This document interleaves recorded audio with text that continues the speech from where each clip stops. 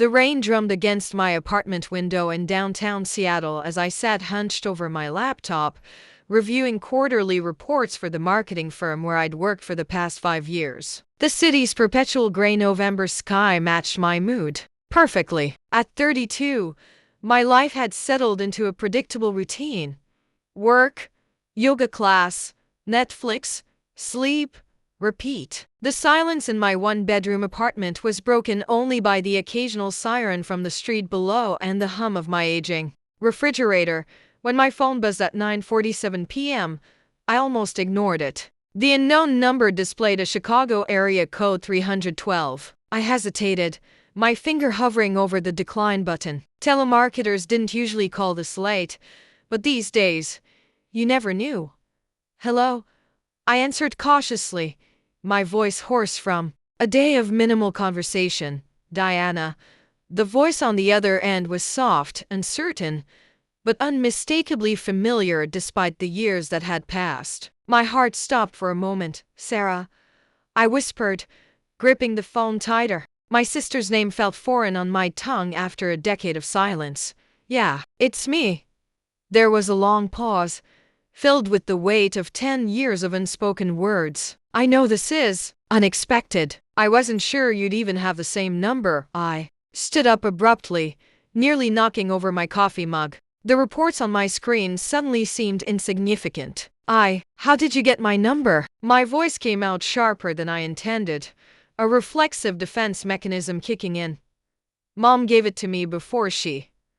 Sarah's voice cracked slightly. Before? She died, Diana. 3 months ago. The words hit me like a physical blow. I sank back into my chair, my legs suddenly weak. Mom's dead? The question came out as barely a whisper. I tried to find you earlier, but Mom said you'd specifically told her not to give me your contact information. She respected that wish until the very end. She made me promise to call you. I closed my eyes, remembering the last conversation I'd had with her mother 2 years ago. She'd begged me to reconcile with Sarah, and I'd firmly told her I wasn't ready, that I might never be ready. The guilt crashed over me in waves. What happened? I managed to ask, my voice barely audible. Pancreatic cancer. It was fast, Diana. She was diagnosed in January, and by August she was gone. Sarah's voice was steadier now, as if she'd told this story before. She spent her last weeks talking about you constantly, about how much she missed having both her daughters together. I stared out at the Seattle skyline, the city lights blurring through my tears. I should have been there, I said, more to myself than to Sarah. She understood why you stayed away, Sarah said softly, but she also knew that what happened between us, it was tearing her apart. She made me promise to tell you that she loved you, and that she never blamed you for leaving. The familiar ache in my chest, the one I'd been carrying for 10 years, intensified. Sarah, I know this is a lot, she interrupted gently, and I know I have no right to call you after all this time, but there are things Mom wanted me to tell you, things you need to know. I wiped my eyes with the back of my hand, trying to compose myself. What kind of things? Not over the phone, Sarah said quietly. I'm flying to Seattle tomorrow. I know you don't owe me anything. But would you meet me? Just once. I'll tell you everything Mom wanted you to know, and then I'll leave you alone forever if that's what you want. The rational part of my brain screamed warnings. Meeting Sarah would mean reopening wounds that had taken years to heal. It would mean facing the guilt, the anger, and the pain that had driven me 3,000 miles away from everything I'd once called home. But the small part of me that still remembered Sarah as my little sister, the one who used to sneak into my room during thunderstorms, who cheered the loudest at my high school graduation, who had been my best friend before everything fell apart, that part was stronger. Where? I heard myself ask. There's a coffee shop called Victrola on Capitol Hill. I'll be there at p.m. I'll wait as long as it takes. After she hung up, I sat in the darkness of my apartment for hours, staring at nothing. Outside, Seattle continued its nightly rhythm, oblivious to the fact that my carefully constructed world had just crumbled with a single phone call, The last time I'd seen Sarah was at our father's funeral, 10 years ago. We were both different people. Then she was 20 and I was 22. The fight that followed that funeral had been so devastating, so final. I said terrible things to you that day. You said I killed him. She whispered. The words hung between us like a physical presence. I remembered that day, the rain, the cemetery, the way Sarah had looked so small and lost in her black dress. I remembered the rage that had consumed me, the need to hurt someone because I was hurting so much. I was wrong, I said, my voice hoarse. I was grieving and angry, and I said the cruelest thing I could think of. But I was wrong, Sarah. Dad's heart attack wasn't your fault, but you believed it was, didn't you? She asked, wiping her eyes with a tissue. At least part of you believed it. I wanted to deny it, to tell her that I'd never really blamed her, but I owed her honesty, even if it hurt. For a while, yes, I admitted. Dad had been stressed about your situation, about the pregnancy, about you dropping out of college. When he had the heart attack, I connected things that shouldn't have been connected. Sarah nodded slowly, as if confirming something she'd always known. I blamed myself too, you know. For years, you shouldn't have. It wasn't your fault. No, it wasn't. She agreed. But losing you right after losing Dad, that almost destroyed me, Diana. I needed my big sister, and you just vanished. The pain in her voice was almost unbearable. I reached across the table, hesitating for a moment before placing my hand over hers. She didn't pull away. I'm sorry, I said, meaning it more than I'd ever meant anything. I'm so sorry, Sarah. We sat like that for a moment. Two people who had once been inseparable, now strangers trying to find their way back to each other across a decade of silence and pain. There's something else, Sarah said eventually, her voice so quiet I had to lean forward to hear her. Something Mom made me promise to tell you. It's about the night Dad died. My hand froze on hers. What about it? Sarah looked out the window at the Seattle drizzle, then back at me. Mom was with him when he had the heart attack, Diana. She was there the whole time. And his last words, they weren't what we thought. Sarah's words seemed to echo in the sudden silence of the coffee shop. Around us, life continued, students typing on laptops, friends catching up over lattes, the familiar hiss of the espresso machine, but I felt as if we were suspended in a bubble where only her voice mattered. What do you mean? They weren't what we thought. My voice came out strangled, barely above a whisper. Sarah pulled her hand back and wrapped both arms around herself, as if she were cold despite the warmth of the coffee shop. Mom never told us the whole truth about that night. She was protecting me, or maybe she was protecting you. I'm still not sure which. I felt my chest tighten. For 10 years, I'd carried the image of my father's final moments alone, clutching his chest in the middle of the night, thinking about how disappointed he was in Sarah's choices. It was an image that had fueled my anger and justified my retreat from the family. Tell me, I said. Though part of me wasn't sure I wanted to hear it, Sarah took a shaky breath. Dad wasn't alone when he had the heart attack. Mom was up with him. They'd been talking for hours about me, about the baby, about what happened when I told you both I was pregnant and dropping out of Northwestern. I remembered that night 3 weeks before Dad died. Sarah had come home for dinner, nervous and fidgeting, and finally blurted out that she was pregnant and leaving college. The silence that followed had been deafening. Dad had gotten up from the table without saying a word and locked himself in his study for the rest of the evening. Dad was devastated, I said, the old familiar anger starting to rise. He'd worked 2 jobs to put you through college, and you just threw it all away.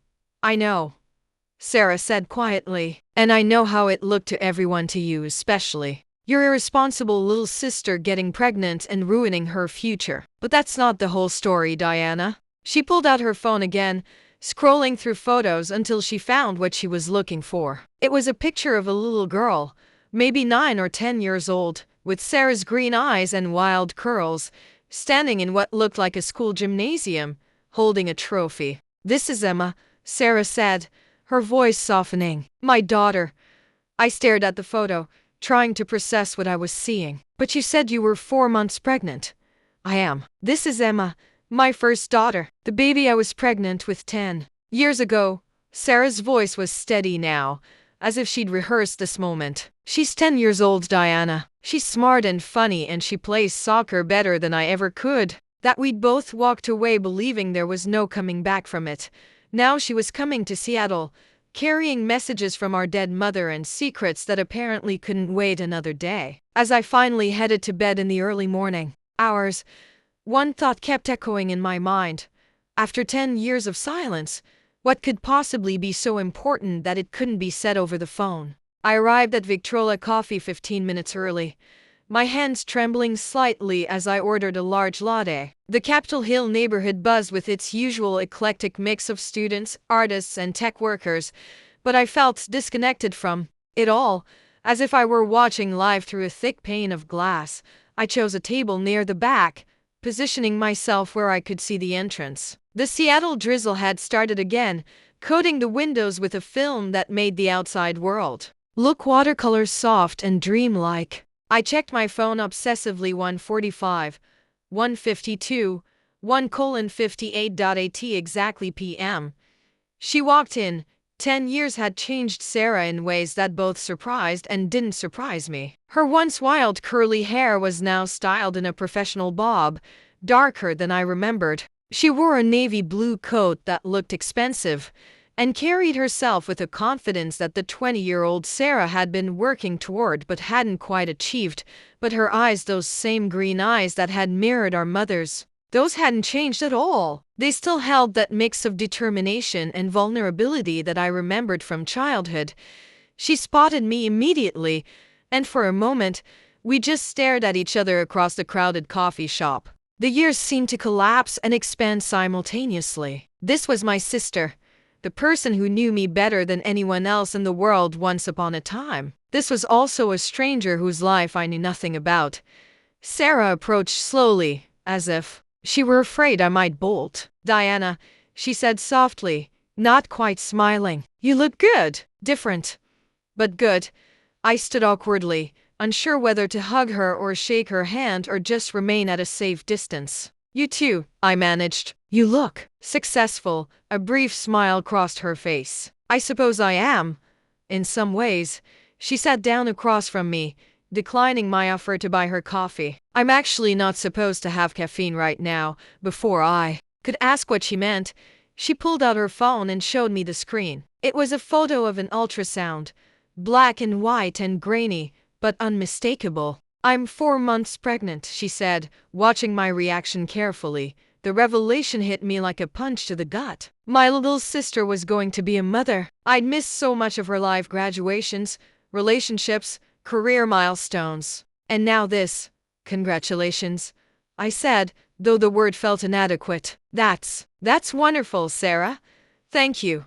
She put the phone away and folded her hands on the table. "The baby's due in April." "It's a girl. And the father?" I asked, then immediately regretted the question. "I'm sorry, that's none of my business. His name is Marcus," she said simply. "He's a good man, a pediatrician at Northwestern Memorial. We've been together for 3 years." She paused, then added quietly, "We're getting married next month."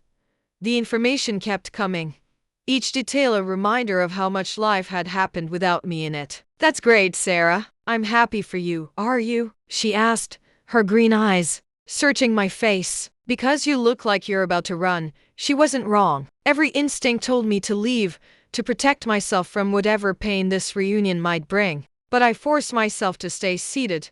"I won't lie," I said. "This is hard. Seeing you, hearing about your life. It makes me realize how much I've missed." "You didn't miss it, Diana," Sarah said, her voice gentle but firm. "You chose not to be part of it. There's a difference." The words stung because they were true. "You're right," I admitted. "I made that choice."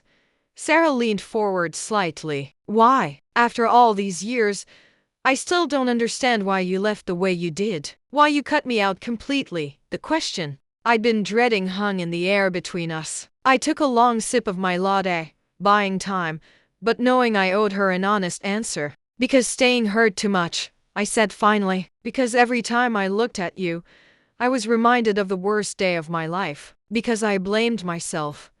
And I blamed you. and I couldn't figure out how to live with both of those things. Tears welled up in Sarah's eyes, but she didn't look away. You blamed me for Dad's death. No, I said quickly, then stopped. Yes, maybe. I don't know, Sarah. I was 22 years old and my father had just died, and I was angry at everyone and everything. She's the best thing that ever happened to me. The pieces weren't fitting together in my mind. But the father, what happened to him? Why didn't you? There was no father, Sarah said, her eyes never leaving mine. Not in the way you think. The coffee shop seemed to grow quieter around us, as if even the ambient noise was holding its breath. I felt a cold dread settling in my stomach. Sarah, what are you saying? She looked down at her hands, then back up at me. I was raped, Diana, at a party during spring break junior year. I didn't even know it had happened until I woke up in a stranger's dorm room with no memory of the night before. The pregnancy test came back positive 6 weeks later. The words hit me like a physical blow. I felt the air leave my lungs and the room start to spin slightly. Jesus, Sarah. Why didn't you tell us? I tried to, she said, her voice breaking slightly. I tried to tell you and Dad that night at dinner, but when I said I was pregnant, Dad's face, the disappointment, the anger, I couldn't find the words. I chickened out. I thought back to that night, remembering my own reaction. I'd been furious, lecturing her about responsibility and throwing away her future. I'd been so righteous, so sure of my moral superiority. That's what Mom and Dad were talking about the night he died, Sarah continued. I had finally told Mom the truth earlier that day. She was trying to convince Dad to call you, to tell you what really happened. She thought you deserved to know before. Before what? Before I decided whether to keep the baby or not.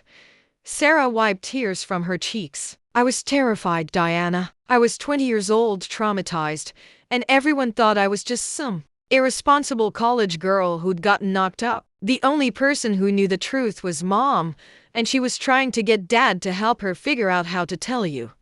I felt sick, not just emotionally sick, but physically nauseous. What were Dad's last words, Sarah? What did Mom tell you? He had the heart attack right in the middle of their conversation. Mom said his last words were, "Call Diana. Tell her I'm sorry. Tell her I failed Sarah." He wasn't disappointed in me, Diana. He was disappointed in himself for not protecting me better. He was disappointed in himself for letting me feel like I couldn't tell him the truth. The coffee shop was spinning now. I gripped the edge of the table, trying to anchor myself. 10 years. 10 years of anger and blame and guilt, all built on a foundation of incomplete information. I need some air, I managed to say, standing up abruptly. Sarah reached for my arm. Diana, please don't run away again. Not now. But I was already moving toward the door, my chest tight and my vision blurring. I pushed through the coffee shop's entrance and onto the sidewalk, gulping the cool Seattle air like a drowning man. Sarah followed me outside, moving slowly because of her pregnancy. I know it's a lot, she said, standing a few feet away. I know it changes everything you thought you knew. I leaned against a lamppost, trying to steady myself. The implications were overwhelming. I'd spent 10 years blaming Sarah for Dad's death, when in reality, Dad had died trying to figure out how to support her through the worst experience of her life. I'd abandoned my sister when she needed me most, not just after Dad died, but months before that, when she tried to tell me the truth. You kept the baby, I said. Not really a question. I did. Mom helped me through the pregnancy. I took a year off school, had Emma, and then went back to finish my degree. It took me 5 years instead of 4, but I graduated summa cum laude with a degree in social work. I wanted to help other women who'd been through what I'd been through. I looked at her standing there in her expensive coat, successful and pregnant and strong, and I realized I didn't know my sister at all anymore. The Sarah I'd left behind had been broken and scared. This Sarah had taken that trauma and used it to build a life dedicated to helping others. I'm proud of you, I said, and meant it. Are you? She asked, echoing her earlier question. Yeah, I said, pushing myself away from the lamppost. I am, and I'm ashamed of myself. You didn't know I should have known, I interrupted. I should have listened better. I should have stayed and fought for the truth instead of running away. Sarah stepped closer, and for the first time since she'd arrived, she looked like the little sister I remembered. Maybe, she said softly, but you're here now. That's what matters. As we stood on the sidewalk in the gentle Seattle drizzle, I realized that this was just the beginning. Sarah had come here with messages from our mother. What do you mean? The pancreatic cancer was stage 4 when they found it. The doctors said she had maybe 3 months. But there was an experimental treatment at the University of Chicago, a clinical trial for a new immunotherapy drug. She qualified because of her specific genetic markers. Did it help? It bought her time. Instead of 3 months, she lived for 8. But that wasn't why she did it. Sarah's eyes filled with tears again. The trial was for a drug that specifically targets the genetic mutation that caused her cancer. A mutation that has a strong hereditary component. The implication hit me slowly, then all at once. Are you saying? I'm saying that both you and I have a 50% chance of carrying the same genetic mutation. And if we carry it, our children have a 50% chance of inheriting it from us. Sarah's voice was steady, but I could hear the fear underneath. Mom participated in the trial partly to help advance the research that might save us someday. I set the envelope down with shaking hands. Have you been tested? Yes. I'm negative I don't carry the mutation. Emma has been tested too, just to be sure. She's also clear. Sarah looked at me meaningfully. But you haven't been tested, have you? I didn't even know it was a possibility. Mom wanted to tell you, but she was afraid. Afraid that reaching out with news like that would seem manipulative, like she was using her illness to force a reconciliation. Sarah leaned forward. That's part of why she wrote the letter instead of calling you herself. I stared at the envelope, wondering what other bombshells my mother's final words might contain. The genetic testing revelation was enough to process on its own, but I had a feeling there was more. There's one more thing, Sarah said, as if reading my thoughts. Something Mom discovered while going through Dad's papers after her diagnosis. What kind of papers? Sarah pulled out another envelope, this one older and addressed to our father. She found this in his desk drawer unopened. It arrived 3 days after he died. The return address made my blood run cold. It was from the private investigator we'd hired to look into Sarah's assault, the one who had supposedly found no leads, no evidence, no way to identify who had hurt her. Mom opened it. I asked. She did. And what she found? Sarah's voice trailed off. Maybe you should read Dad's file first, then Mom's letter. It might make more sense that way. I took both envelopes, holding 10 years' worth of secrets in my hands. Outside, the Seattle afternoon was growing darker, the early winter sunset, painting the sky in shades of gray and purple. Sarah, I said, before I read these, I need you to know that whatever we learn, whatever happened in the past, I don't want to lose you again. I can't lose you again. She smiled then, the first genuinely happy expression I'd seen from her since she'd walked into the coffee shop. You won't, she said. We're family, Diana. That's what Mom wanted us to remember. That's what she died trying to make sure we understood. As I opened the first envelope, I realized that the sister who had walked into my life yesterday wasn't just bringing me closure about the past, she was offering me a chance at a future I'd never dared to hope for. The question was whether I'd be brave enough to take it.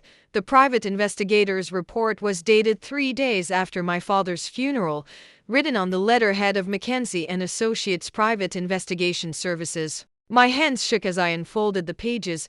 Sarah sitting quietly beside me on the couch, waiting. Dear Mr. Thompson, I apologize for the delay in sending this final report. I wanted to be thorough in my investigation before presenting my findings. Regarding the assault on your daughter, Sarah Thompson, I had to stop reading for a moment, my chest tight with the memory of that terrible time. Dad had been so determined to find justice for Sarah, spending money we didn't have on a private investigator when the police had essentially given up after a few weeks, after extensive investigation, including interviews with 17 witnesses from the spring break trip, review of social media posts from that weekend, an analysis of surveillance footage from 3 nearby establishments. I have identified the perpetrator.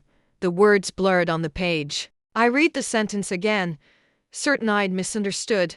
He found him.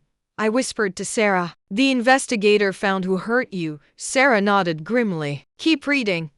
The assault was committed by Bradley James Hutchinson, age 22, a senior at DePaul University and son of Illinois State Representative Margaret Hutchinson. Mr. And I had a feeling that the revelation about Dad's last words was only part of what she needed to tell me.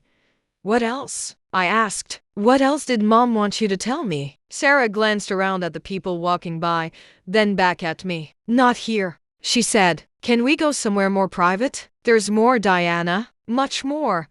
My apartment felt different with Sarah in it, smaller somehow, as if her presence had shifted the dimensions of the space I'd carefully arranged to contain just one life. She stood by the large window overlooking Elliott Bay, taking in the view of the ferry boats cutting through the gray water.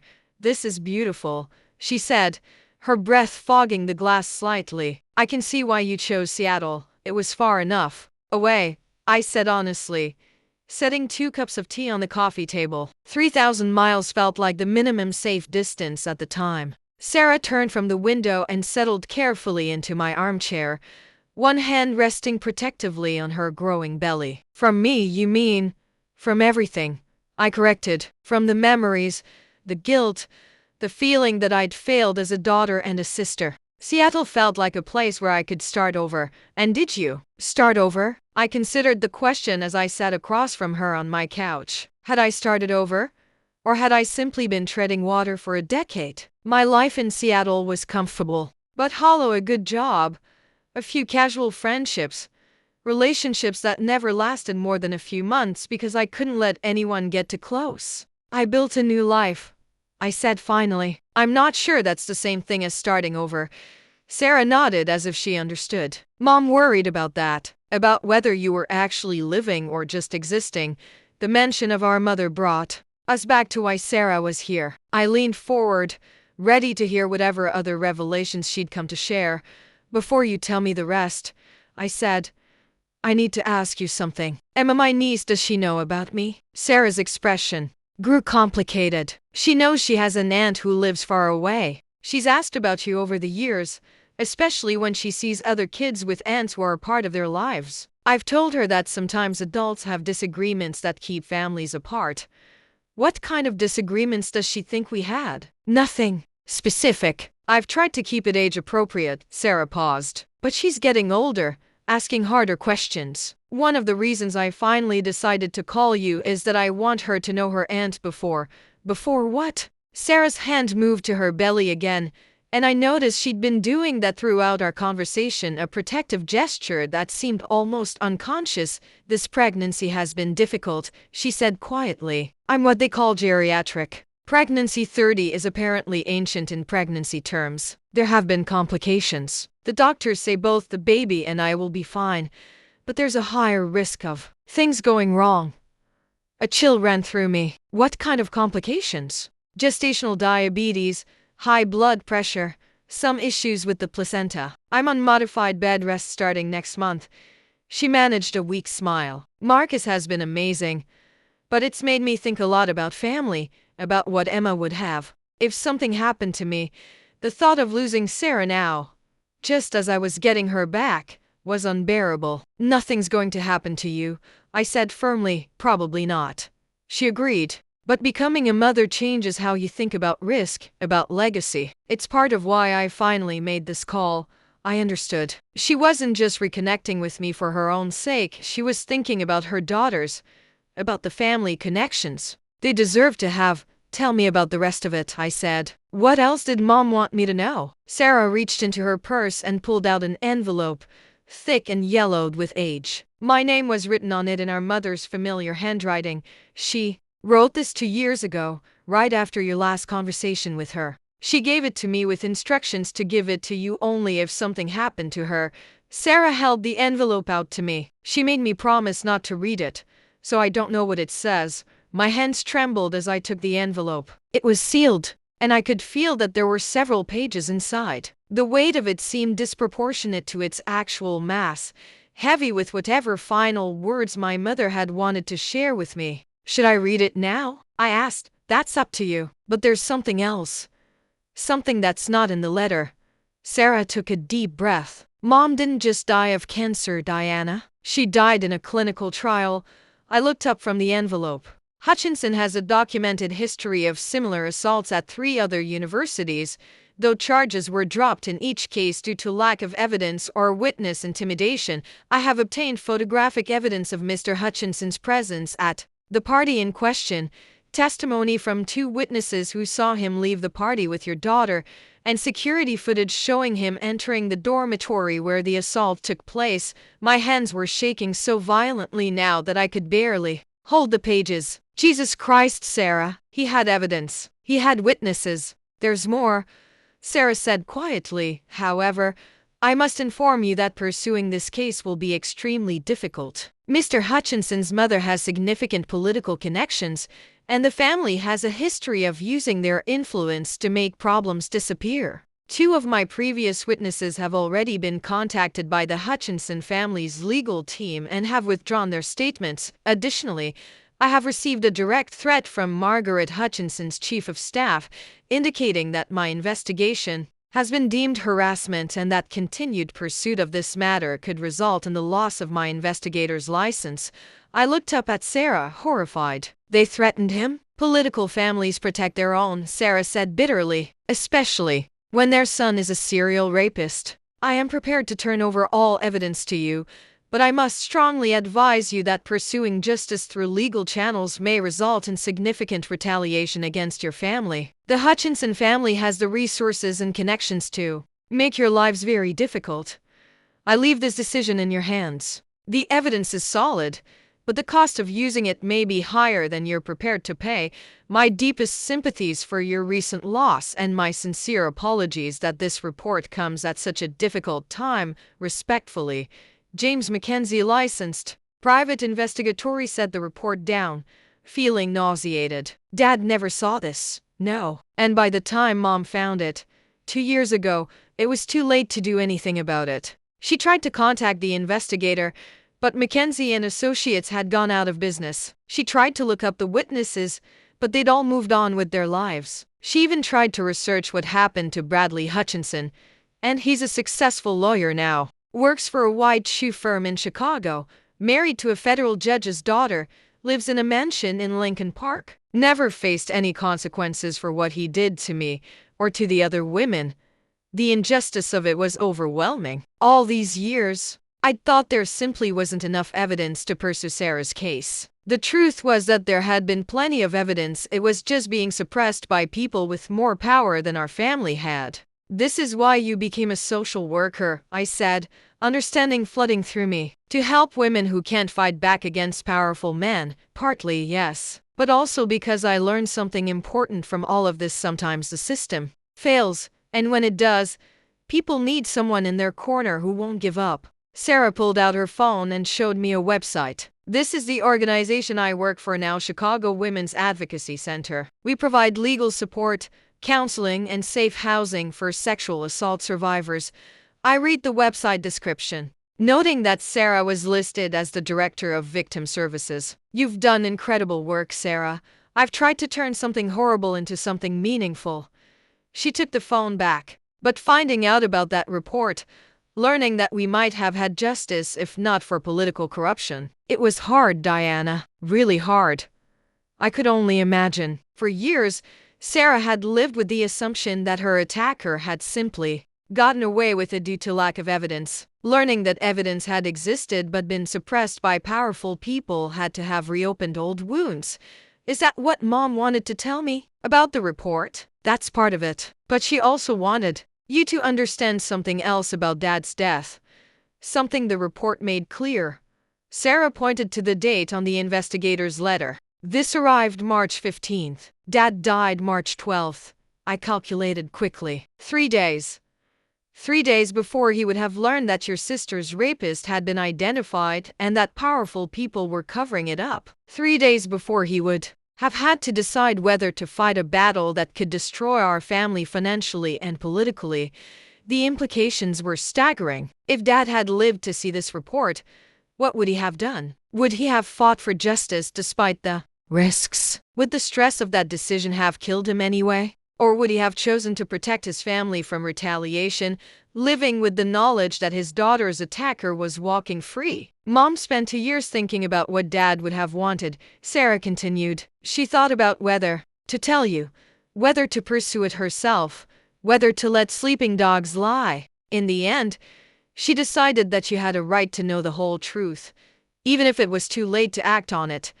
I picked up our mother's letter, still sealed, still waiting. What does she say in here? I don't know, Sarah repeated, but I can tell you what she told me before she died. She said that carrying secrets had poisoned our family, that the truth, no matter how painful, was better than lies and silence. I looked at the envelope in my hand, then at my sister sitting across from me. The afternoon light was fading, casting long shadows across my apartment. In a few hours, Sarah would fly back to Chicago, back to her pregnant life and her daughter, who didn't know me, and her fiancé who'd probably never heard my name.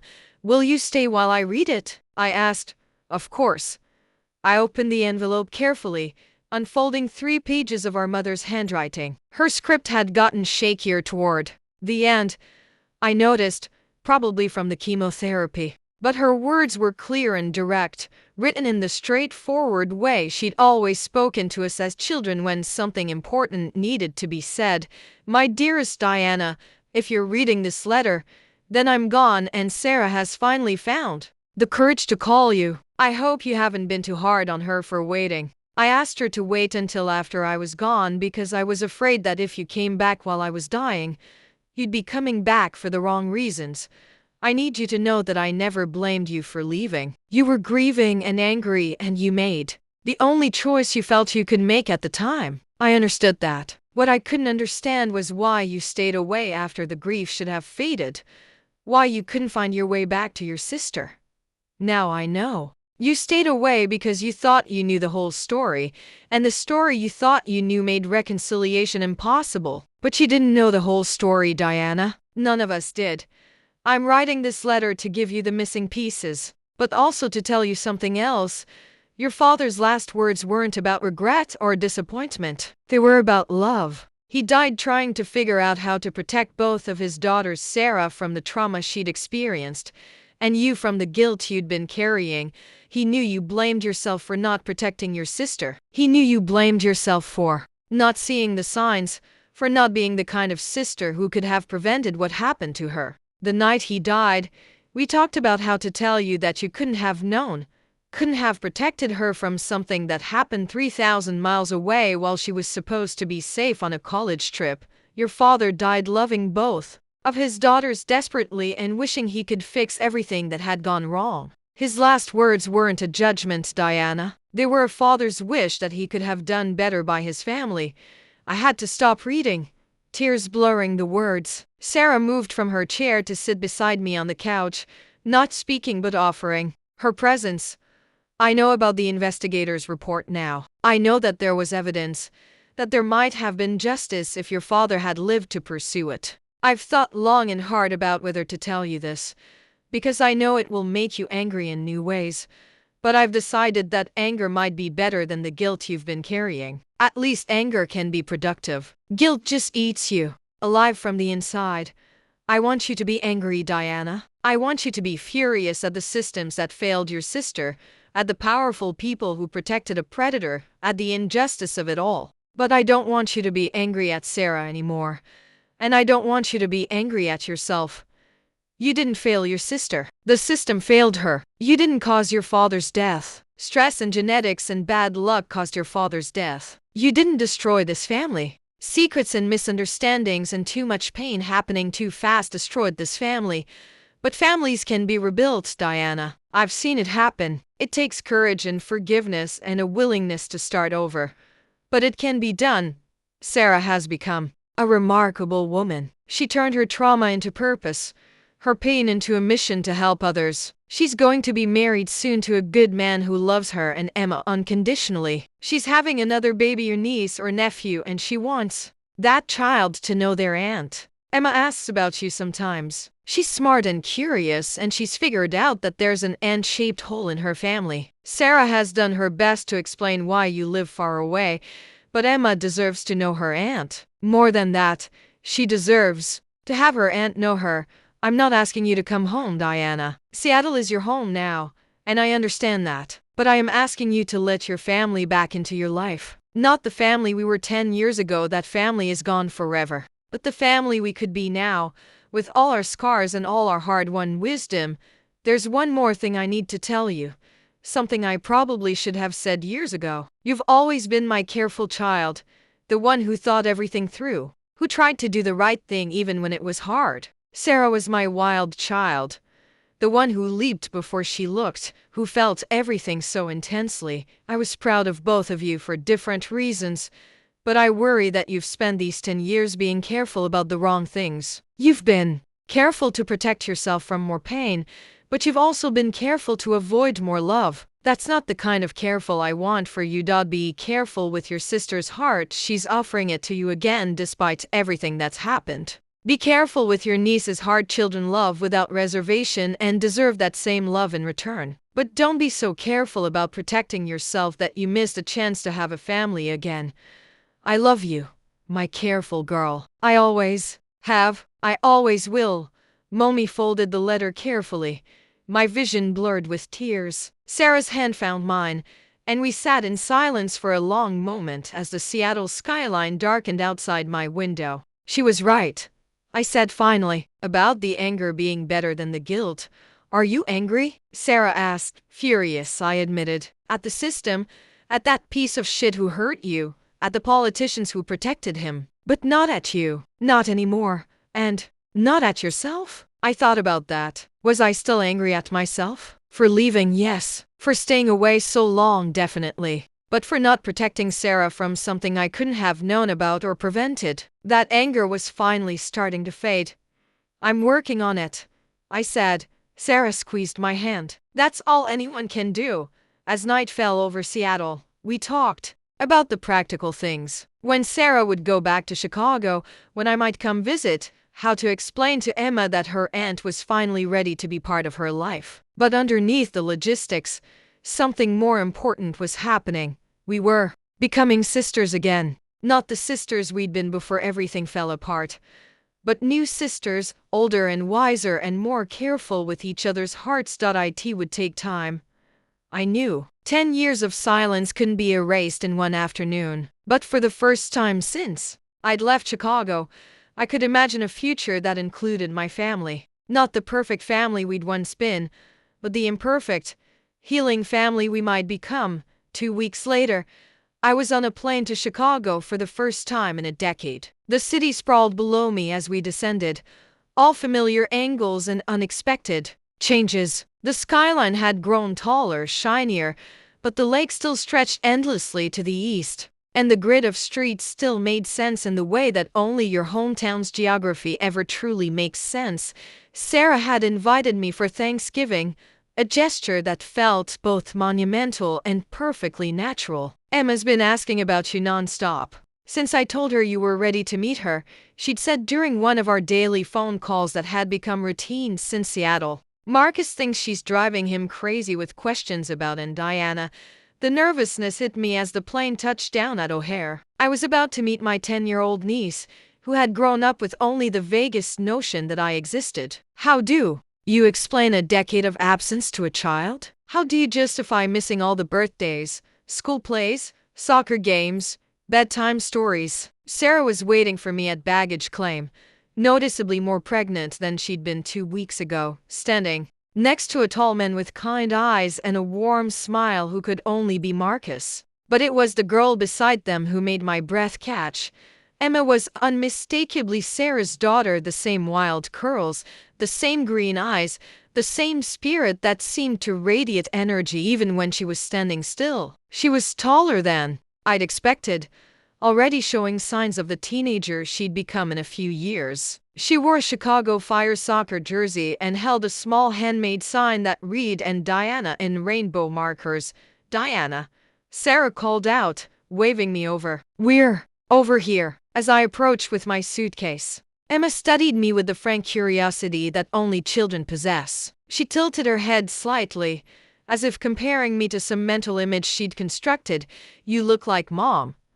she announced when I got close enough. But taller. And you have Grandpa's eyes. Grandpa's eyes? I asked, confused. Our dad, Sarah clarified. Emma's seen pictures. She's right, you have Dad's eyes. Marcus stepped forward with an extended hand. Diana, I'm Marcus. It's really good to finally meet you. Sarah's told me so much about you. I shook his hand, immediately liking his firm grip and direct gaze. All bad, I hope, I said, attempting humor to cover my nervousness. Actually, all good, Marcus replied with a grin, though she may have edited out some of the childhood mischief stories to make you look more impressive to a 10-year-old. Emma stepped closer, still steadying me. Are you really my aunt? Like, my actual aunt? I really am, I said, kneeling down to her eye level. I'm your mom's sister, which makes me your aunt. Where have you been my whole life? She asked with the blunt honesty that children specialize in. The question hit me harder than I'd expected. Sarah had warned me that Emma was curious and direct, but I hadn't prepared for how to explain a decade of absence to someone who'd lived through all of it. I lived far away, I said carefully. In Seattle. Your mom and I had a disagreement, eh? Long time ago, and it took us a while to figure out how to be family again. Emma considered this with a seriousness that reminded me of Sarah at that age. What kind of disagreement? I glanced up at Sarah, who nodded encouragingly. We talked about how much to tell Emma, agreeing that honesty was better than elaborate fabrications she'd see through anyway. The kind where both people say things they don't mean when they're very sad, I said. And then they're too proud to say they're sorry. That's dumb, Emma declared. Mom always says that saying sorry is brave, not dumb. Your mom is very smart, I agreed. It just took me a long time to get brave enough. Emma appeared to accept this explanation. Well, you're here now, she said pragmatically. That's what matters. The drive to Sarah's house in Oak Park took us through neighborhoods I remembered from childhood, some gentrified beyond recognition, others exactly as I'd left them. Emma chattered from the back seat, pointing out landmarks and filling me in on her life with the enthusiasm of someone who'd been waiting 10 years to have this conversation. That's my school, Lincoln Elementary. I'm in 5th grade and my teacher is Miss Rodriguez, and she's the best teacher in the whole school. And that's where me and Mom go for ice cream on Fridays when I don't have soccer practice. And that's the library where I read every single book in the kids section last summer, even the boring ones about ancient Egypt. You like to read? I asked. I love to read. Mom says I get it from you. She says you used to read everything when you were a kid, even the encyclopedia. I caught Sarah's eye in the rearview mirror. She'd been telling Emma about me, keeping my memory alive even when I wasn't part of their lives. The realization was both touching and painful. What kind of books do you like? I asked Emma. Adventure books mostly. And books about kids who solve mysteries. And funny books that make Mom laugh so hard she snorts. Emma paused. Do you still like to read? I do. I read a lot of books about marketing and business for my job, but I also read adventure books. And mysteries. Cool. Maybe you can recommend some books for me? Mom's running out of ideas. Sarah's house was a beautiful old Victorian that she and Marcus had obviously put a lot of work into restoring. The front porch was decorated for Thanksgiving with pumpkins and autumn leaves, and I could smell something delicious cooking inside. This is gorgeous, I said as we walked up the front steps. Thanks, Marcus replied. It's been a labor of love. Sarah had very specific ideas about how she wanted it to look. Inside, the house was warm and welcoming, decorated with photos that told the story of Emma's life. I found myself studying them as Sarah gave me a tour. Emma as a baby, Emma's first steps, first day of school, soccer victories, Halloween costumes, 10 years of memories I'd missed. I saved you some photos too, Sarah said quietly, noticing where my attention had focused. I always hoped you'd want to see them someday. Emma bounded over to us, clearly too excited to contain herself any longer. And Diana, want to see my room? I cleaned it special for you coming to visit for 10 years. And Sarah's forgiven you for that, which is her choice to make. But Emma's just a kid. She doesn't understand complicated adult emotions. She just knows that her aunt who was supposed to love her wasn't there. I stared into my coffee, processing the gentle but firm challenge in his words. You think I'm making a mistake being here? No, Marcus said immediately. I think you being here is the best thing that's happened to this family in a long time. But I also think you need to understand what you're signing up for.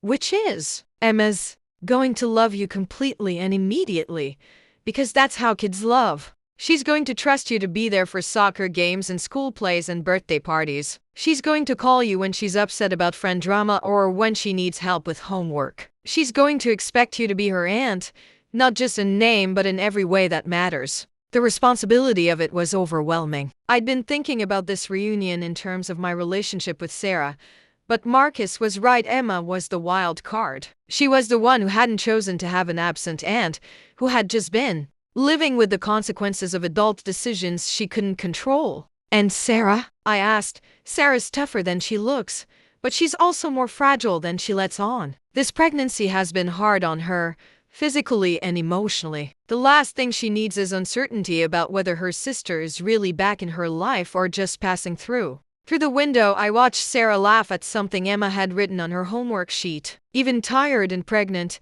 she radiated warmth and strength. It was hard to reconcile this confident woman with the broken 20-year-old I'd left behind. Tell me about when Emma was born, I said impulsively. Marcus's expression softened. I wasn't around then. I didn't meet Sarah until Emma was 7. But I know it was hard. Really hard. Sarah was essentially a single mom with no family support, trying to finish college while caring for a baby. The guilt hit me fresh and sharp. While I'd been building my comfortable life in Seattle, my sister had been struggling alone with a newborn and the trauma of her assault.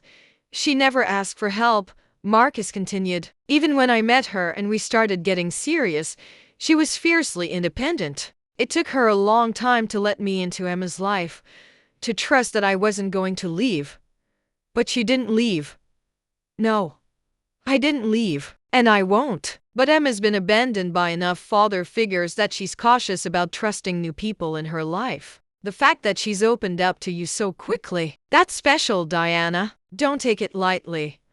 I thought about Emma's direct questions, her easy acceptance of my explanations, the way she'd immediately started planning shared activities. She had embraced the idea of having an aunt with an enthusiasm that both warmed and terrified me. What father figures? I asked. Marcus hesitated, glancing toward the kitchen to make sure Sarah couldn't hear. There was a guy when Emma was for Jake. Sarah thought he might be the one. He was great with Emma, really stepped into a dad role. Emma called him Daddy Jake, and then he decided that being with a single mom was too complicated and he just left. No explanation that made sense to a 4-year-old. Jesus, Emma was devastated. She kept asking when Daddy Jake was coming back. And Sarah had to explain that sometimes adults change their minds about being family. It broke Sarah's heart, and it made Emma wary of getting attached to new people. The weight of this revelation settled on me. Emma's quick acceptance of me wasn't just trust, it was courage. She was risking being hurt again by someone who was supposed to love her unconditionally. There were a couple other guys over the years, Marcus continued. Nothing as serious as Jake. But each time Emma got her hopes up about having a permanent father figure, and each time she was disappointed. By the time I came along, she was pretty protective of her heart. But she trusted you, eventually. It took about a year of me showing up consistently before she really believed I wasn't going anywhere. Even then, she didn't call me dad until after Sarah and I got engaged. Through the window, I could see Emma showing Sarah something in a book, both of them laughing. The easy affection between them was beautiful, but I could also see the protectiveness in Emma's posture, the way she stayed close to her mom, the way she checked Sarah's reactions before fully committing to her own emotions. I'm not going anywhere, I said, as much to myself as to Marcus. I believe you mean that, but meaning it and doing it are different things. Her room was exactly what I'd expected from a 10-year-old who loved reading, and soccer bookshelves lined the walls, soccer trophies covered the dresser, and posters of female soccer stars were interspersed with quotes from her favorite books. This is amazing, Emma, I said, taking it all in. You must really love soccer. I do. I play midfielder for the Oak Park Lightning. We're in first place in our division. She pointed to a team photo on her desk. That's me in the front row. Mom comes to all my games, and Marcus does too when he's not working at the hospital. I studied the photo, seeing Sarah's competitive spirit clearly reflected in Emma's stance. Are you planning to play in high school? Definitely. And maybe college too, if I'm good enough. Mom says I can do anything I set my mind to. Your mom is right about that. Emma flopped down on her bed, suddenly looking younger and more vulnerable. And Diana, can I ask you something? Sure. Kiddo, are you going to disappear again? Like, after this visit, are you going to go back to Seattle and forget about us again? The question broke my heart. This child had grown up knowing she had an aunt who didn't want to be part of her life, and now she was brave enough to ask for reassurance that history wouldn't repeat itself. I sat down on the edge of her bed, choosing my words carefully. Emma, I need you to understand something. I never forgot about you. Not for one single day. I stayed away because I thought it was better for everyone. But I was wrong about that. But you're not going to stay away anymore? No, I said firmly. I'm not going to stay away anymore. I'm going to be the aunt you deserve to have. Promise. I promise. Emma studied my face for a moment, then nodded, apparently satisfied with what she saw there. Good, because I've been wanting an aunt my whole life, and now I finally have one. Downstairs, Sarah was in the kitchen putting finishing touches on what appeared to be a Thanksgiving feast. Marcus was setting the table with the careful precision of someone who'd clearly been given specific instructions about place settings. Need any help? I offered. Actually, yes, Sarah said, handing me a bottle of wine and a corkscrew. You can open this, and you can tell me how it went upstairs. Emma can be intense with her questions. She asked if I was going to disappear again. Sarah's hand stilled on the salad she was tossing. What did you tell her? That I promised I wouldn't. I hope that was okay. It was perfect, Sarah said, her voice thick with emotion. She's been worried about that since I told her you were coming. As we worked together to get dinner ready, I was struck by how natural it felt. Not the easy naturalness of people who'd never been apart, but the harder-won naturalness of people who'd found their way back to each other despite everything. Emma helped set the table, chattering about school and soccer and the book she was currently reading. Marcus shared stories from the hospital that made us all laugh. Sarah moved carefully but contentedly around her kitchen, clearly in her element as the center of this small family's universe. When we finally sat down to eat, Marcus said a brief grace that acknowledged the food, the company, and the chance for new beginnings. Emma added her own prayer, and thank you for finally bringing in Diana home. As we passed dishes and filled our plates, I realized that this wasn't just a Thanksgiving dinner. It was the beginning of something I'd thought I'd lost forever, the beginning of being part of a family again. After dinner, while Sarah rested and Emma worked on homework at the kitchen table, Marcus and I found ourselves alone on the back porch with cups of coffee and the comfortable silence of two people getting to know each other. The November air was crisp, and the bare trees in Sarah's backyard swayed gently in the evening breeze. She's been nervous about you coming, Marcus said eventually, his voice quiet enough that it wouldn't carry inside. More nervous than she let on. I looked through the kitchen window where Sarah was helping Emma with what appeared to be a math worksheet. Nervous how? Worried that you might not like Emma, or that Emma might not like you. Worried that this reunion might not go the way she'd hoped. Marcus took a sip of his coffee. She's invested a lot in this moment, Diana. More than she probably should have, if I'm being honest. His words weren't accusatory, but they carried weight. This was a man protecting the woman he loved and the child he was helping to raise. I respected that, even as it made me uncomfortable. I would never hurt them, I said, not intentionally. But you did hurt them, Marcus replied matter-of-factly. Seattle's a long way from Chicago. You have a life there. A career, probably relationships. He was right, of course. My life was in Seattle. My job, my apartment, my carefully constructed routine. Coming back to Chicago for holidays and occasional visits wasn't the same as being truly present in Emma's life. Sarah mentioned you're thinking about changing jobs, Marcus said. I nodded. The The marketing firm had been good to me, but it wasn't a career I was passionate about. I've been considering it for a while. The work's fine, but it doesn't feel meaningful. What would feel meaningful? The question caught me off guard. I'd been so focused on building a stable, safe life in Seattle that I never really asked myself what I wanted that life to include. I don't know, I admitted. Something that helps people, maybe. Something that makes a difference. Sarah's organization is always looking for good people, Marcus said casually. Not necessarily social workers, but administrators, fundraisers, people with business skills who believe in the mission. The suggestion hung in the air between us. Move back to Chicago. Work for Sarah's organization. Be present for Emma's childhood. Help Sarah navigate her difficult pregnancy and the challenges of raising 2 children. That's a big leap, I said. It is. But sometimes big leaps are exactly what a situation calls for. Marcus finished his coffee and stood up. I'm not trying to pressure you, Diana. I'm just saying that there are ways to be part of this family that go beyond holiday visits and phone calls. Inside, Emma was putting her homework away and Sarah was loading the dishwasher. Normal family evening routines that I'd been watching from the outside looking in. Marcus, I said as he reached for the door handle. Yeah, thank you for taking care of them when I wasn't there to do it. He looked at me seriously. That's what family does, Diana. We take care of each other. And now that you're back, that includes you too. As we went back inside, Emma immediately launched into plans for the next day. She wanted to show me her school, introduce me to her soccer coach, take me to the library where she'd read every book in the children's section. Slow down, Em, Sarah laughed. And Diana just got here. She doesn't have to see everything in one day.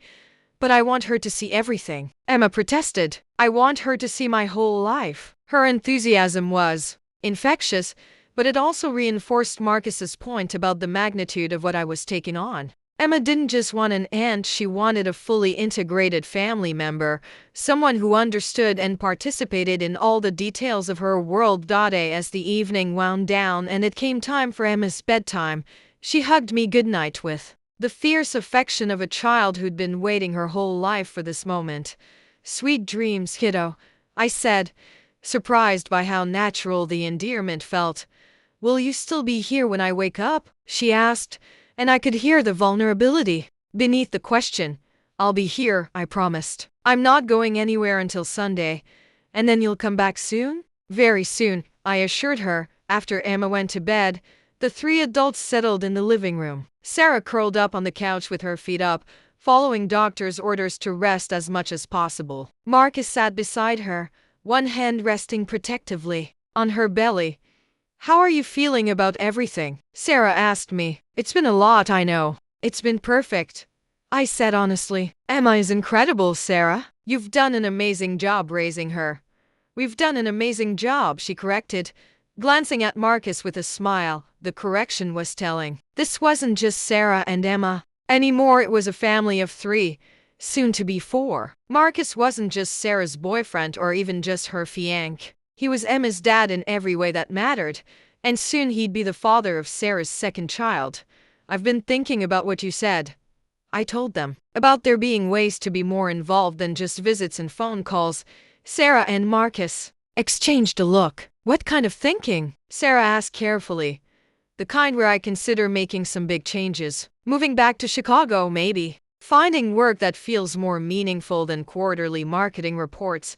Sarah's eyes filled with tears. Diana, you don't have to upend your whole life just because I'm not doing it just because of anything. I interrupted. I'm doing it because I want to. Because I want to be Emma's aunt in every way that matters. Because I want to be your sister, really and truly. Because I've spent 10 years building a life that was safe but empty. And I'd rather build a life that's complicated but full. The room was quiet for a moment, filled with the weight of possibility. There's no rush, Marcus said gently. These are big decisions. You should take time to think them through. I know, but I also know that I've spent 10 years thinking instead of acting, and it got me exactly nowhere. I looked at Sarah, then at Marcus. I want to be part of this family, not as a visitor, but as a permanent member. If you'll have me. Sarah was crying now. the happy tears of someone whose deepest wish was coming true. "Of course we'll have you," she said. "We've been waiting for you to come home for 10 years." As I headed upstairs to the guest room that night, I passed Emma's door and heard her talking quietly to herself. I paused, listening. "Dear diary," she was saying, "today I met my Aunt Diana for real. She's tall and she has grandpa's eyes, and she promised she's not going to disappear again. I think I believe her. I hope I'm right." Standing in the hallway of my sister's house, listening to my niece process the day in her diary, I made a decision that felt both terrifying and inevitable. I was going to come home, not just for a visit, but for good. The life I'd built in Seattle had served its purpose. It had given me time to heal, space to grow, distance from painful memories. But it had also been a life in suspension, a life of waiting for something I hadn't even realized I was waiting for. I was waiting for this. For family, for belonging, for the courage to risk being hurt again in exchange for the possibility of being loved. Tomorrow I would start making phone calls, researching job opportunities, figuring out the logistics of relocating across the country. But tonight, I would sleep in my sister's house, surrounded by the sounds of family life, dreaming of a future that finally felt worth having. The next morning, I woke to the sound of Emma giggling in the hallway and the smell of pancakes drifting upstairs. When I came down to the kitchen, I found her helping Marcus flip pancakes while Sarah sat at the table with her feet up, directing operations like a general from her command post. "And Diana," Emma called out when she saw me, "Marcus is teaching me how to make perfect pancakes. Want to see?" I watched as she carefully poured batter into the pan, her tongue poking out in concentration. The domestic scene was so normal, so beautifully ordinary, that it took my breath away. This was what I'd been missing, not just the big moments, but the small daily interactions that make up the fabric of family life. "Those look perfect," I told her, accepting a cup of coffee from Marcus. "Mom says we can show you around Oak Park today," Emma said, flipping a pancake with Marcus's guidance. "There's the Frank Lloyd Wright houses and the Hemingway Museum and the best pizza place in the whole world." "The whole world?" I asked, grinning. "Well, maybe just Oak Park, but it's really, really good."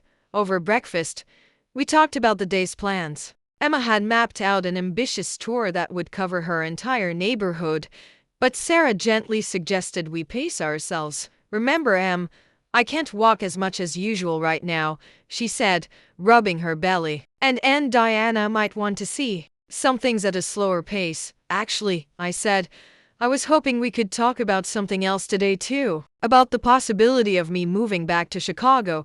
Emma's fork stopped halfway to her mouth. "Really? You'd really move back?" "I'm thinking about it seriously. But I wanted to talk to you and your mom about what that would look like."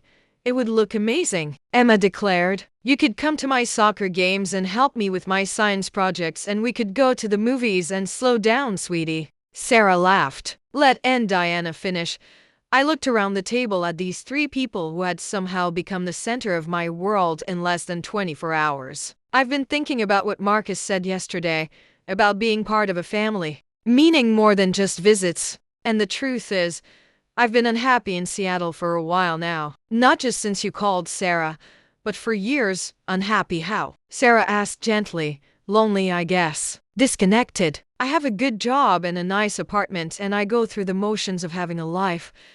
But it doesn't feel like it matters. Like I matter."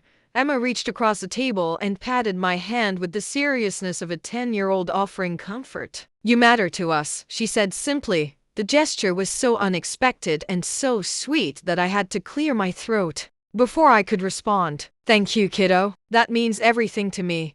"So you'd really move here?" Sarah asked, hope and concern warring in her voice.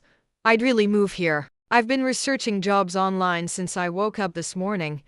I pulled out my phone and showed them the Chicago Women's Advocacy Center website. "Marcus mentioned that your organization might have openings." Sarah leaned forward, interested, despite herself. "What kind of position were you thinking about?" "Development, maybe. Fundraising. Grant writing. I have experience with corporate partnerships and marketing campaigns." "I know it's not the same as social work, but it's exactly what we need," Sarah interrupted, her eyes lighting up. "Diana, we're constantly struggling with funding. We have amazing programs and dedicated staff, but we're always one budget crisis away from having to cut services. Someone with your business background who also understands our mission. That could be incredible." Emma was bouncing in her seat. "Does this mean you're really going to move here? Like, actually move here and live here and be here all the time?" "It means I'm going to try to make that happen," I said carefully. "There are a lot of logistics to figure out. I have to give notice at my job, find an apartment here, actually get hired somewhere." "You could live with us," Emma suggested immediately. "We have a guest room and everything." Sarah and Marcus exchanged an amused look. And Diana probably wants her own place," Sarah said gently. "Actually," I said, "I was thinking about looking for something nearby, close enough that Emma could walk over after school if she wanted to, but far enough that you all have your privacy. There's a really nice apartment building 3 blocks away," Marcus offered. "1 bedrooms, walking distance to the train for commuting downtown. I know the landlord, he's a patient of mine." The conversation continued over breakfast, but I could see that something had shifted. We were no longer talking about whether I might move back to Chicago, but how and when. Emma's enthusiasm was infectious, but it was the cautious hope in Sarah's eyes that convinced me I was making the right decision. After breakfast, we did take Emma's neighborhood tour, though at a more leisurely pace than she'd originally planned. Oak Park was charming in the way that established suburbs can be: tree-lined streets, historic architecture, the feeling of a place where families put down roots and stayed for generations. "That's where my best friend Zoe lives," Emma pointed out as we walked past a blue Victorian. "And that's where Mrs. Chen lives. She gives out the best Halloween candy. And that house there? That's where the mean kids live. But Mom says they're probably just having a hard time at home." I was struck by Emma's commentary. She knew her neighborhood intimately, had relationships with the adults, understood the social dynamics. This was a child who felt secure in her community, who had been raised to see nuance in people's behavior. Sarah had done more than just survive as a single mother. She had created a rich, stable life for her daughter. We stopped at Scoville Park, where Emma immediately ran to the playground. Despite being 10 and probably too old for swings, she pumped her legs enthusiastically while Sarah and I sat on a nearby bench. "Are you sure about this?" Sarah asked quietly. "Moving back, I mean, it's a huge change, and I don't want you to feel pressured." "I'm sure," I said, watching Emma soar higher on the swing. "Sarah, I've spent 10 years running away from family, from connection, from anything that might hurt me. And you know what? I've been miserable, safe but miserable. And you think moving back will fix that? I think being part of something bigger than myself will fix that. Having people who depend on me, who I can depend on. Having a reason to get up in the morning beyond just paying bills and killing time until the weekend." Sarah was quiet for a moment, watching her daughter play. "Emma's going to want you to be at everything," she said finally. "Every soccer game, every school event, every sleepover pickup. She's been waiting her whole life for an aunt, and now that she has one, she's going to want to make up for lost time." "Good," I said. "I want to be at everything." "I want to make up for lost time too." "And the baby?" Sarah asked, one hand moving to her belly. "This little one won't know you as the aunt who was absent. You'll be Aunt Diana from day one. That comes with different expectations." I thought about that, about being present for another child's entire life from the very beginning, about having the chance to do it right this time. "I want that too," I said. Emma ran over to us, breathing hard from playing. "Can we go see my school now? I want to show Aunt Diana my classroom and introduce her to Miss Rodriguez." "It's Saturday, Em," Sarah reminded her. "The school's closed." "Oh." Emma's face fell for a moment, then brightened again. "Well, can we at least walk by so she can see it? And maybe go to Maurizio's for pizza?" As we continued our neighborhood tour, I found myself paying attention to practical details: how far everything was from Sarah's house, where the grocery stores were, which route would be best for getting downtown to work. I was already thinking like someone who lived here, someone who belonged. That afternoon, while Emma was at a friend's house and Sarah was napping, Marcus and I sat in the living room going through job listings on my laptop. He had connections throughout the Chicago nonprofit world, And together we identified several organizations that might be good fits. The Women's Advocacy Center would be perfect, he said, but you should apply other places too. Don't put all your eggs in Sarah's basket, so to speak. Good point. It might be weird working for my sister. It might be. Or it might be perfect. You'd understand the mission on a personal level, and she'd trust you to represent the organization well. Marcus closed the laptop. Either way, you should have options. Marcus, can I ask you something? Sure. How did you know? With Sarah, I mean, how did you know she was worth the complications? Marcus smiled, the expression of a man remembering falling in love. I didn't know at first. Sarah was pretty upfront about her situation, single mom, complicated past, trust issues. Any rational person would have run the other way. But she didn't. No, I didn't. Because sometimes you meet someone and everything just makes sense, you know? All the complications, all the difficulty. It's worth it because being with them feels like coming home. I nodded, understanding completely. That's how I felt sitting in Sarah's kitchen this morning, watching Emma flip pancakes and listening to the easy banter of family life. Like coming home that evening, after Emma had thoroughly exhausted herself showing me every inch of her neighborhood. We ordered Chinese takeout and sprawled in the living room while she told me about her school friends, her soccer team, her favorite books. Sarah and Marcus chimed in with parental commentary and gentle corrections, creating the kind of layered family conversation I'd forgotten existed.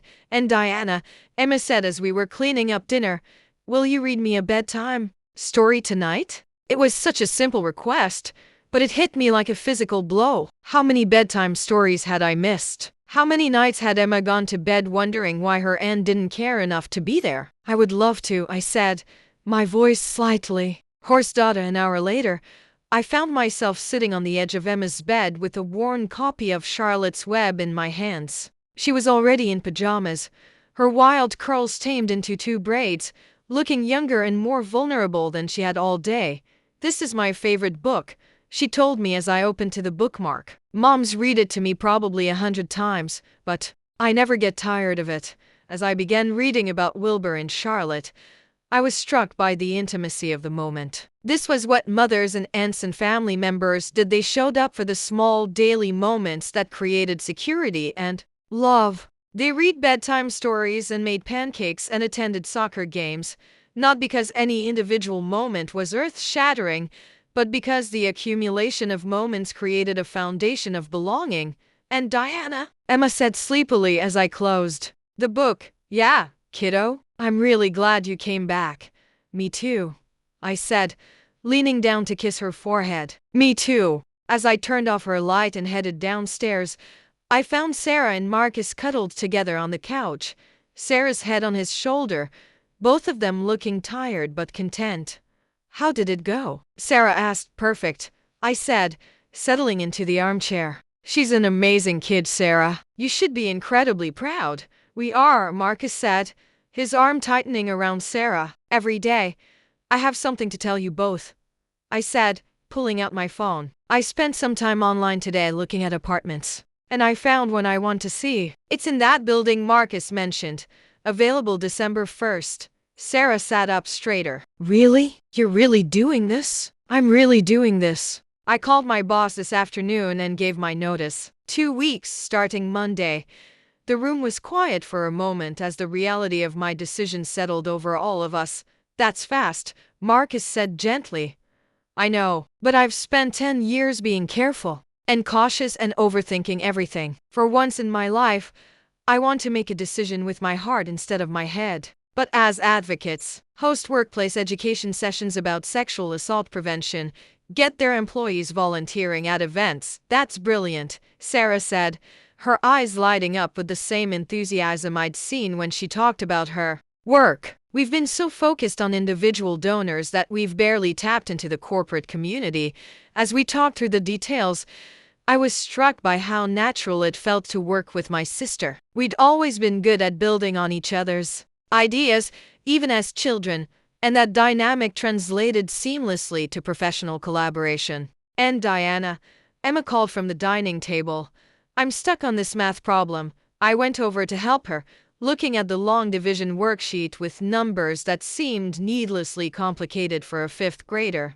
Okay, let's break this down, I said, sitting beside her. What's the first step? I don't know. That's why I'm stuck. Emma's frustration was evident, and I could see she'd erased and rewritten the same problem several times. Here, let me show you a trick my math teacher taught me when I was your age. As I walked Emma through the problem, I was amazed by how satisfying it was to help her understand something that had been confusing. When the light bulb went off and she suddenly grasped the concept, her smile was so bright it made my chest ache with affection. I get it now. Thanks, and Diana, you're welcome, kiddo. That's what I'm here for. And I realized I meant it. This was exactly what I was here for, not just the big moments, but the daily homework help, the after-school pickup, the thousand small ways that family members show up for each other. Later that evening, after Emma had gone home for dinner, and Sarah had returned to her doctor-mandated rest, I sat in my mostly empty living room with a cup of coffee and my laptop, video calling my former colleague in Seattle. You look different, Jake observed. Happier, maybe? I feel different, I admitted, like I'm finally doing what I'm supposed to be doing. And the job, nonprofit work treating you well? Better than well, Jake. I had no idea how soul-crushing corporate marketing was until I stopped doing it. Today I spent 6 hours writing a grant application for a program that provides legal advocacy for sexual assault survivors, and it was the most energizing work I've done in years. That's great, Diana. Really, you sound like yourself again for the first time since I've known you. After we hung up, I continued unpacking boxes, each item I placed in my new apartment feeling like an act of commitment. This wasn't a temporary relocation or a trial run, this was home. The next few days fell into a routine that felt both new and familiar. I'd wake up early, go for a run through the neighborhood I was learning to navigate, then walk Emma to school before heading downtown to work. After school, Emma would often come to my apartment to do homework while Sarah rested, and we'd work together on math problems or reading assignments until Marcus got home from the hospital. You're getting good at this end thing, Marcus observed on Friday afternoon, finding Emma and me in the middle of a heated Monopoly game on my living room floor. And Diana bought Boardwalk, Emma announced indignantly. That's not fair. That's capitalism, kiddo, I said, grinning at her outrage. But I'll make you a deal, free rent if you land on it. Really? Really? That's what family does. Marcus caught my eye over Emma's head, nodding approvingly. We'd had several conversations about my role in Emma's life, establishing boundaries and expectations that work for everyone. He was secure enough in his relationship with both Sarah and Emma not to feel threatened by my presence, and I was grateful for his guidance in navigating the complexities of joining an established family. That weekend, Sarah and Marcus came over to help me finish setting up the apartment. Sarah was supposed to be resting, but she couldn't resist directing the furniture arrangement from the couch I had moved to accommodate her. The bookshelf should go there, where Emma can reach the kids' books, she instructed. And maybe we can set up a corner where she can do homework when she's here. Are you planning to move in, Em? Marcus teased. Can I? Emma asked hopefully. I could have a sleepover here every weekend. Let's start with one sleepover and see how it goes, I said diplomatically, though the idea of Emma spending weekends at my place filled me with unexpected joy. As we worked, I told them about my first week at the advocacy center, about the projects I was already diving into, about how energized I felt by work that mattered. I had lunch with Detective Morrison yesterday. Sarah was crying again, the happy tears that seemed to come easily to pregnant women. Diana, are you absolutely sure? I don't want you to regret this. The only thing I regret is waiting so long to do it, I said firmly. I want to be here for the baby's birth. I want to be at Emma's soccer games and school plays. I want to help you build the advocacy center into something that can help even more women. I want to be part of this family, really and truly. Then welcome home, Sarah said, wiping her eyes. Welcome home, big sister. As I went to bed that night in the guest room that might be my last night as a visitor rather than a resident, I thought about the conversation I'd had with Marcus on the porch. He'd asked what would feel meaningful, and now I knew. This family, this belonging, this chance to be present for the people I loved. This was what meaningful looked like. 3 weeks later, I was back in Chicago permanently, surrounded by boxes in my new one-bedroom apartment just 3 blocks from Sarah's house. The move had happened faster than anyone expected. My Seattle landlord had found a new tenant immediately. The job interview at the Women's Advocacy Center had gone better than I'd dared hope, and Emma had insisted on counting down the days until my arrival like it was Christmas. And Diana. Emma's voice echoed through my nearly empty apartment as she burst through the door, still in her school uniform. "You're really here?" Like, really?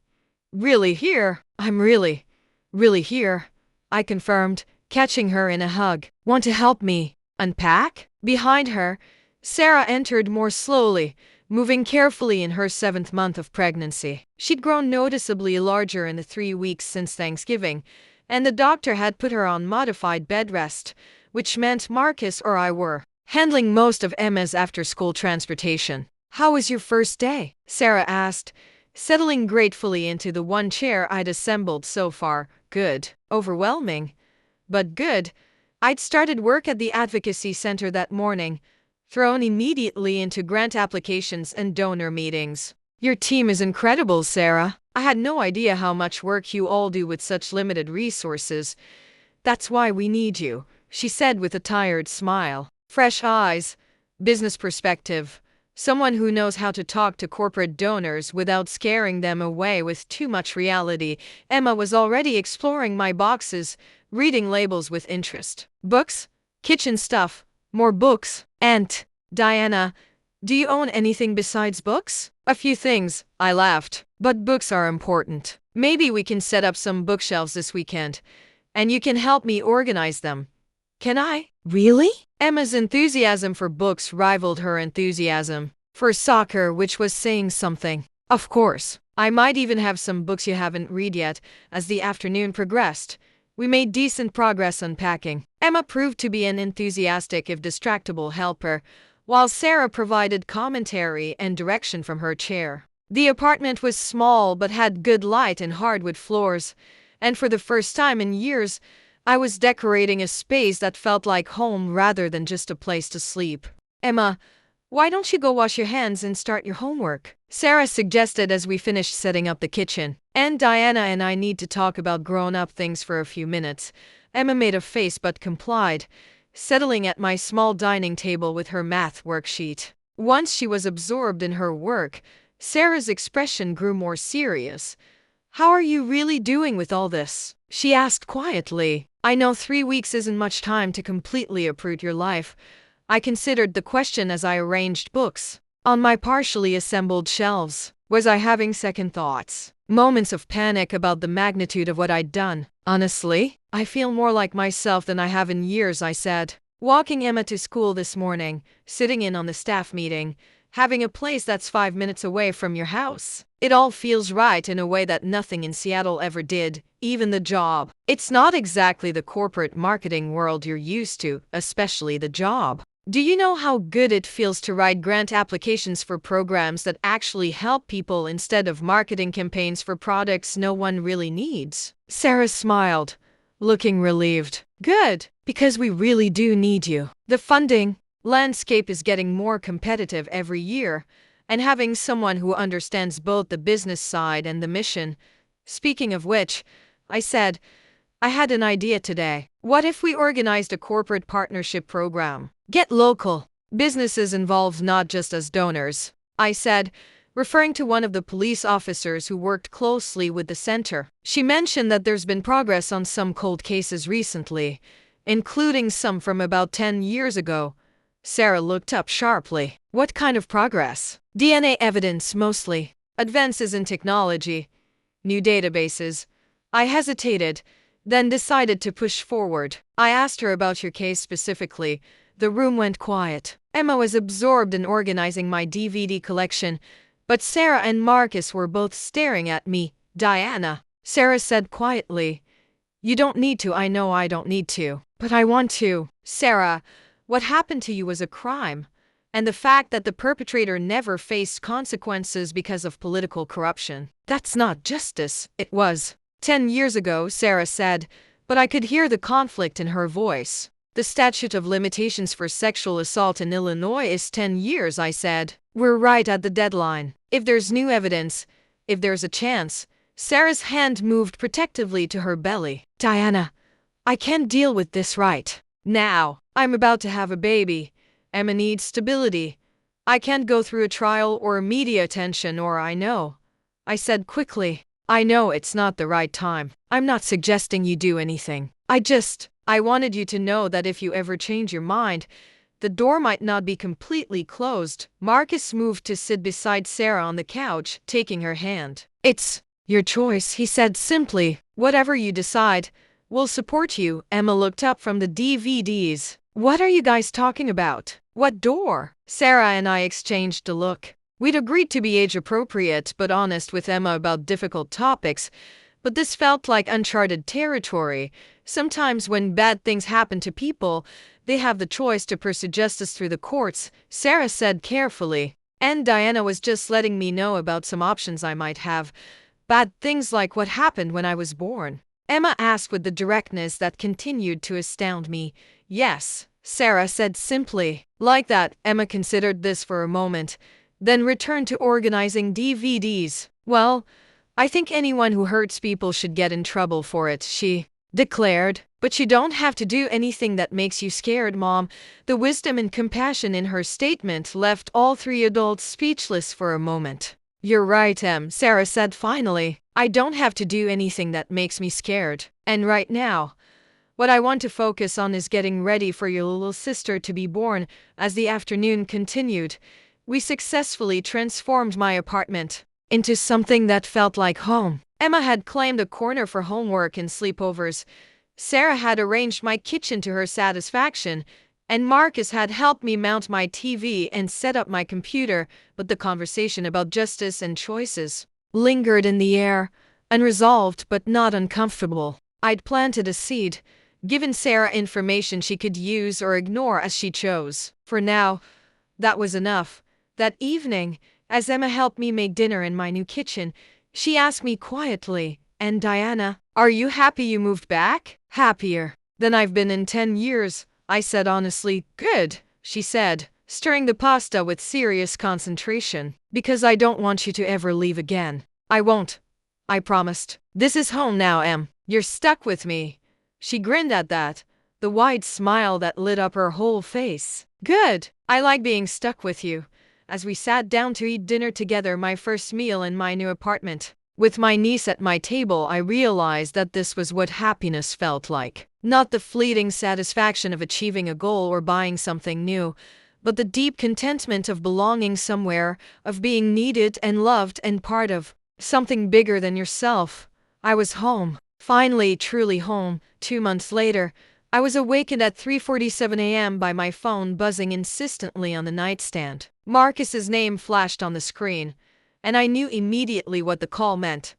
"It's time," he said without preamble when I answered. "Sarah's contractions are 5 minutes apart. We're heading to the hospital." I was out of bed and pulling on clothes before he finished the sentence. "I'll get Emma and meet you there. Actually, could you stay with Emma? Sarah's worried about her missing school, and someone should be here when she wakes up to explain." "What's happening?" 20 minutes later, I was sitting in Sarah's kitchen with a cup of coffee, watching the sunrise and waiting for my 10-year-old niece to wake up and learn she was about to become a big sister. The house felt different without Sarah and Marcus, in it quieter, more expectant, as if the walls themselves were holding their breath.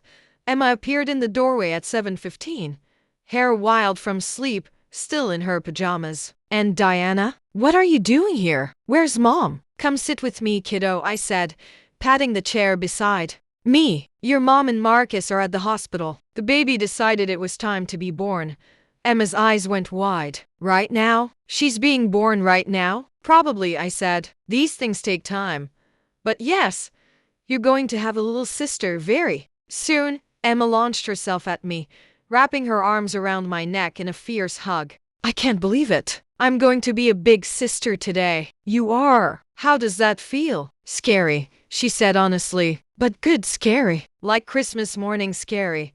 I helped Emma get ready for school, making her favorite breakfast and listening to her chatter nervously about what the baby would look like, whether she'd be good at soccer, what they should name her if Sarah and Marcus had chosen wrong. Can I come to the hospital after school? She asked as we walked toward Lincoln Elementary. Absolutely. I'll pick you up and we'll go straight there.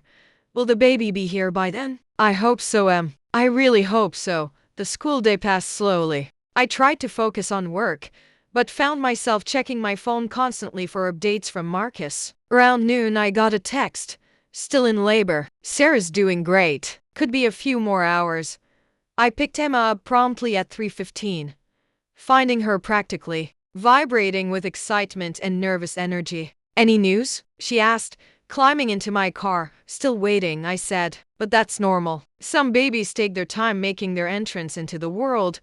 What if something goes wrong? Emma asked quietly as we drove toward Northwestern Memorial Hospital. It was the question I'd been trying not to think about all day. Sarah's pregnancy had been complicated, and while the doctors were optimistic, there were still risks. Then we deal with it together, I said simply. That's what families do, Em. We support each other through whatever happens. The maternity ward at Northwestern was bustling with activity, but we found Marcus easily. He was pacing the family waiting area, still in scrubs, looking exhausted but exhilarated. How is she? I asked immediately. Tired, but doing great. The baby's almost here, maybe another hour or two. Marcus knelt down to Emma's level. Your mom really wants to see you before the baby comes. Are you ready to meet your little sister? Emma nodded solemnly, suddenly understanding the magnitude of the moment.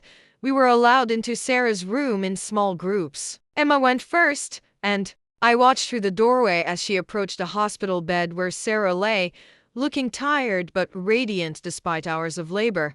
Hi, Mom, Emma said softly. How are you feeling? Like I'm about to give you the best gift ever, Sarah replied, reaching for Emma's hand. Are you ready to be a big sister? I think so. I've been practicing being responsible. You're going to be amazing at it, Sarah assured her. When it was my turn to visit, I found Sarah between contractions, breathing deeply and holding Marcus's hand. How are you holding up? I asked, kissing her forehead. Better than I expected. Scared but excited, she gripped my hand tightly. Diana, I'm so glad you're here. I can't imagine doing this without you. You'll never have to do anything without me again.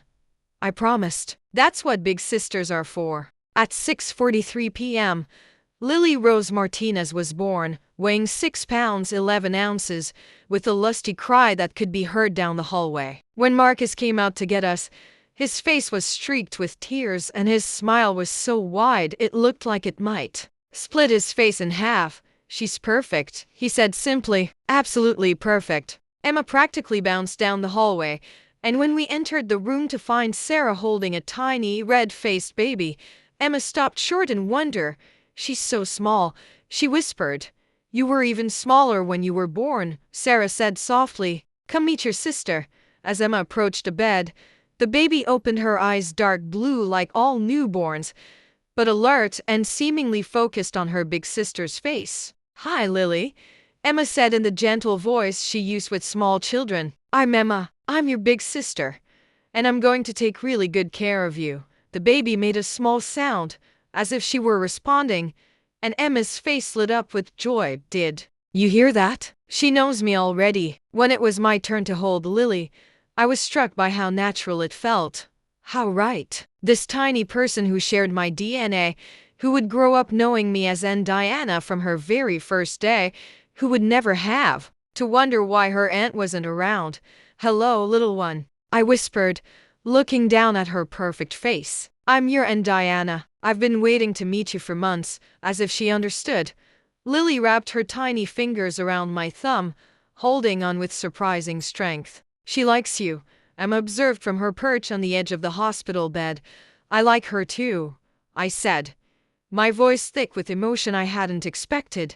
That evening, after Emma had reluctantly gone home with our neighbor Mrs. Chen, who had volunteered to stay with her overnight, I sat in the hospital room while Sarah nursed Lily and Marcus dozed in the uncomfortable chair that would serve as his bed for the night. Thank you, Sarah said quietly, adjusting Lily's position. For what? For being here, for coming back, for being the aunt Emma deserves and the aunt Lily will grow up with from day one. Sarah's eyes filled with tears. I used to lie awake at night wondering what I'd tell my children about their aunt who didn't want to know them. Now I don't have to tell them anything except how much their aunt loves them.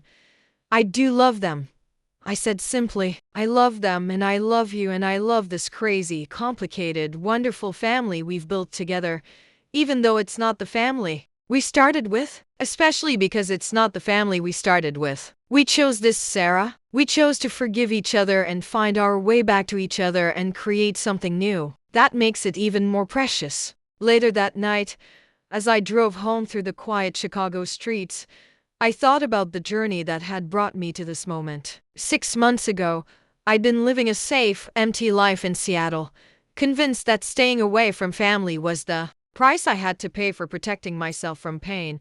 Now I had a niece who called me at least once a day to tell me about her day, a sister who trusted me with her children and her organization's future, a brother-in-law who'd welcomed me into their family without reservation, and a brand new niece who would grow up knowing she was loved by her aunt from her very first breath. The next morning, I picked Emma up early so she could visit the hospital before school. She'd barely slept, too excited about her new sister to settle down, and she chattered nonstop during the drive about all the things she wanted to teach Lily.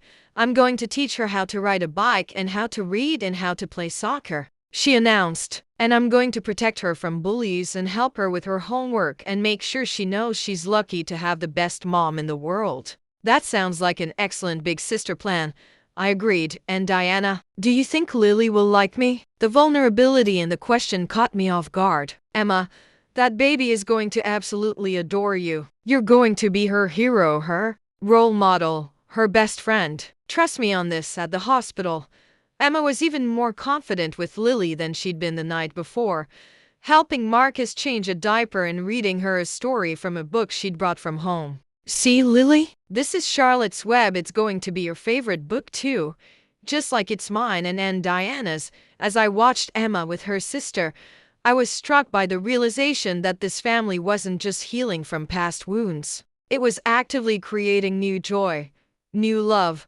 new reasons to hope for the future. Sarah was discharged 2 days later, and the whole family gathered at her house to welcome Lily home. I'd taken the week off work to help with the transition, and for 5 days, I was immersed in the beautiful chaos of life with a newborn. I learned to change diapers at a.m., to recognize Lily's different cries, to make bottles while holding a baby and keeping Emma entertained. I drove Emma to soccer practice and helped her with homework while Sarah napped and Marcus caught up on sleep between his hospital shifts. You're a natural at this, Sarah observed on my last day of baby duty, watching me bounce Lily while making lunch for Emma. It helps that I have a good teacher, I said, nodding toward Emma, who was patiently showing Lily her soccer trophies, and that I'm finally ready to be here for it.